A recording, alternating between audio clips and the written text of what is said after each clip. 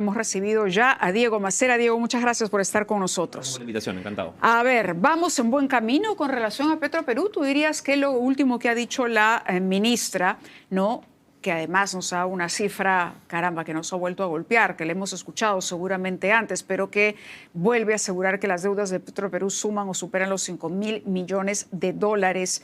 Y ella habla ahora de primeros contratos, de que se firmaría en junio primeros contratos con privados. ¿Crees que estamos en el camino correcto? Sí, yo creo que eso hay muy buenas intenciones del gobierno de entrar hacia una ruta de mayor gestión privada, de mayor capital privado. Creo que eso es lo que varios venimos diciendo hace ya años, ¿no?, que es la ruta de Petroperú. Ahora, yo sería bien cauto en quizá no ser demasiado entusiasta en estos, porque no, de buenas intenciones hemos tenido un montón en Petroperú en los últimos años. Hemos tenido DUs también anteriores, hay un DU del 23 que en realidad tampoco se cumplió. No, hemos tenido, perdón, del 24, de septiembre del 24 que ahí se quedó. Entonces yo sería ahí un poco cuidadoso con estar celebrando antes de tiempo, de que bueno, ya salvamos a la empresa, ya estamos. Yo creo que esto recién comienza. Y ahí un punto importante, la ministra decía junio de este año, ¿no? Sí. Junio de este año ya hay un presidente electo. Claro. O sea, veamos, inicios de junio. ¿No? Entonces, yo no sé pues cuánto apetito ahorita puede haber de un privado por firmar un contrato que no potencialmente puede ser complejo, no sujeto a algunas críticas de repente, con un gobierno que está ya, que le queda un mes. Que es un gobierno de transición. Y que le queda un mes. Y yo, de nuevo, no estoy diciendo que no se haga nada con Petroperú para nada. Hay un montón de cosas que se pueden ir haciendo en el camino, pero va a ser difícil que podamos traer capital privado, ¿no?, y suscribir el contrato a falta pues de un mes de que haya un cambio de administración. Claro, ¿no? Lo que me dices me lleva a recordar, este fin de semana se ha conocido, por ejemplo, la opinión de algunos directivos de petroleras norteamericanas con relación a los primeros anuncios que hacía Donald Trump, muy entusiasta, anunciando que se invertiría muchísimo dinero en mejorar la logística y la manera en que se extrae petróleo para de una vez por todas convertir a esta en una industria brillante, ¿no?, y muy rentable. Pero los directivos, los CEOs, por lo menos que participaron de la reunión, muchos se mostraban bastante escépticos y decían, no están todavía las situaciones dadas. Hoy es, ¿cómo decía? Ininvertible.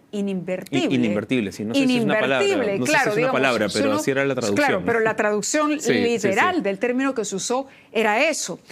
¿Algo así podríamos decir que está ocurriendo, digamos, con las distancias del caso, con Petroperú? Sí, mira, esto creo que hay que tomarlo mucho más paso a paso, ¿ya? En una empresa normal, ya, vamos a ser claros, en una empresa normal esto hubiera ido en decopy, ¿ya? Esto hubiera entrado en un proceso concursal, ¿no? Y ¿no?, con una junta de acreedores, ¿no? Y esto se trabaja de una forma en realidad bastante estándar. Indecopi hace esto normalmente, ¿no?, en procesos concursales. Los acreedores tienen una voz sobre las deudas que tienen pendientes, y la empresa puede seguir operando con ese respaldo, con esa protección legal que le da el proceso concursal. Eso hubiera sido lo normal en cualquier otra empresa. Ahora, ¿podría entrar Petroperú a ese camino? Mira, hay que consultarle a abogados, pero en principio yo no veo por qué no. A mí me hubiera parecido de repente una salida un poco más limpia que el proceso de pasarlo a proinversión. No es que esté mal, ¿no?, pasarlo a proinversión. ¿Por qué más limpia? ¿A qué te refieres? Porque es lo que naturalmente tenía que haber sucedido. Proinversión es un esfuerzo adicional de tratar de salvar a la empresa por un camino especial, si quieres, ¿no?, donde no queda muy claro todavía qué se va a hacer. Han dicho que van a anunciar algo ahora a fin de mes. Justamente y luego a 90 días. Por ello, porque la gente sigue creyendo que aquí hay una privatización de fondo. Entonces no se termina de entender realmente de qué manera podría participar capital privado sin que esto suponga una privatización. Sí, bueno, depende de cómo quieras entender privatización. Mira, yo acá creo que hemos hecho una mala palabra privatización, y yo no veo necesariamente que tenga que ser una mala palabra, sobre todo para actividades productivas del Estado. O sea, ojalá hubiéramos podido privatizar Petroperú hace muchísimo tiempo y nos hubiéramos ahorrado la refinería. Ojalá lo hubiéramos podido privatizar en ese momento. Ojalá la pudiéramos privatizar ahora, pero no se puede porque las circunstancias financieras, económicas, políticas no dan para eso por ahora. ¿Qué cosa es lo que sí podemos hacer? Por ejemplo, lo de concursal de Indecopi que decía es una alternativa. Han dicho, ahora que ha entrado en proinversión, han dicho, oye, vamos a separar la compañía, vamos a tener diferentes bloques patrimoniales, de repente algunos con una parte más significativa de la deuda, otros productivos, ahí tenemos el oleoducto, se puede separar. Era otra idea que había estado dando vueltas ya algunos años, quizá pueda funcionar, yo de nuevo sería un poco cauto. Y el camino ideal hacia donde deberíamos transitar, creo que poco a poco, es a darle mejor gestión privada a Petroperú, ¿ya? Que no es lo mismo todavía que capital privado. Entonces tú puedes tener un contrato de gerencia, por ejemplo, puedes tener personas que estén administrando la compañía con estándares internacionales, con concursos de méritos para ver quién entra a ser gerente, etcétera. Pero ahí quizá lo fundamental, y por eso yo creo que para las reformas de fondo quizá lo más razonable va a ser esperar al siguiente gobierno, sí, es que hay una ley. ¿Ya? Con una ley que respalde a un directorio independiente, y eso además tendría que quedarse en la ley, tú ya podrías empezar a traer gente muy buena, ¿no? A nivel internacional, ¿no? Desde arriba hacia abajo. O sea, ya con una ley de respaldo, tú puedes empezar a hacer algunos cambios que de repente hoy día son políticamente muy difíciles. Y hemos visto las protestas del sindicato, por ejemplo, ¿no? Que van a parar, creo que esta semana, la siguiente, que en estos procesos es bastante normal, pero sí necesitas un apoyo político decidido. No estoy seguro si se va a encontrar en este Congreso. Y en todo caso, como yo decía al inicio, quizá con un gobierno de entrada. Las bancadas de izquierda no están de acuerdo con este proceso. Ya han hablado incluso de la ministra del futuro de la ministra de Economía. Hablado de la censura. Correcto, ¿no? de la censura. Claro, la ventaja para el gobierno es que no son una mayoría en el Parlamento. Sí. Y por eso quizá puede seguir adelante. Pero como tú dices, realmente la aplicación del plan la va a asumir el siguiente gobierno. Sí, y no es que podemos esperar tanto tampoco, no quiero dar esa impresión. O sea, Petroperú está perdiendo, o sea, al ritmo que va cerca de $1.000 el minuto. O sea, $1.000 el minuto. 800 y pico, pero sí casi $1.000 el minuto, al ritmo que vamos, ¿no? Entonces, o sea, no es que, bueno, pues esperamos un rato más y eso se solucionará solo, porque de esas largas ya le hemos dado varios años, ¿ya? Y ya los últimos nos ha costado una buena millonada. Sí, estaba revisando la portada del diario Gestión el día de hoy, esto como paréntesis, nada más para compartirlo con los televidentes, y hablaba de la alta rentabilidad de los fondos de las AFPs. No sé si viste la portada. No. Que No desde el año 19 no se había registrado, me parece que es el fondo 2 el que más ha ganado. Con lo cual, decía yo, solamente con esa información tú te desbaratas la manera tan permisiva para el retiro de los fondos, porque finalmente la gente ha sacado su dinero y no va a tener esa rentabilidad ni siquiera en las cuentas que ofrecían los bancos, ¿no? Voy a que es un argumento a favor del sistema. Sí. A favor del sistema y en contra del populismo expresado por el Congreso, sí, con números además. Sí, va a haber años buenos como el que hemos tenido antes, ¿no? Con las bolsas afuera y acá teniendo un muy buen desempeño en el 25. Va a haber años malos también, ¿no? Como fue el 23 acá, como fue el 22 en algunas otras circunstancias. O sea, que lo indispensable aquí es mantener informada a la población de que lo responsable es invertir a largo plazo para el retiro, ¿no? Claro, entonces, más allá de años buenos o años malos, el largo plazo aquí es lo que más vale. Claro, y en el largo plazo por lo menos han demostrado que sí. Sí, por supuesto. El largo Ahora, plazo. A propósito de plazos y de largos plazos, quería preguntarte por las expectativas que ves, ¿no? El hecho de que, por ejemplo, la inflación en el Perú esté controlada.